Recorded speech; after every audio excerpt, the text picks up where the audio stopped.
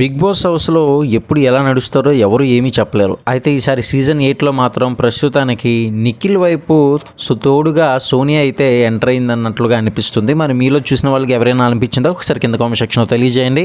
అయితే ఇందులో భాగంగా కిచెన్ దగ్గర ఒక టేబుల్ మీద నిఖిల్ మరి అదే విధంగా సోనియా అయితే కూర్చొని మాట్లాడుకుంటారు.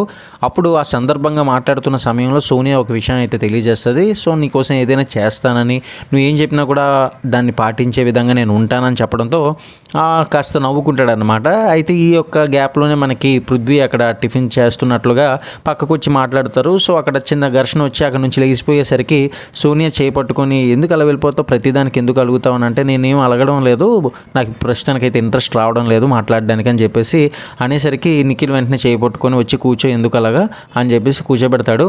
సో ఇప్పుడు కూడా నువ్వు చెప్పే కాబట్టి నేను చేశాను, అందుకే వచ్చి కూర్చున్నాను అని చెప్పేసి అక్కడ సోనియా అయితే నిఖిల్తో చెప్పడం జరుగుతుంది.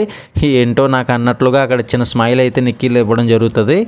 అంతేకాదు కాస్త హై కాంటాక్ట్ అవుతుంది. వీళ్ళిద్దరూ కూడా వెళ్ళి అలాగా సరదాగా బాల్కనీ వెళ్ళి మాట్లాడుకుందాం స్విమ్మింగ్ పూల్ దగ్గర అని చెప్పేసి వెళ్ళడం జరుగుతుంది.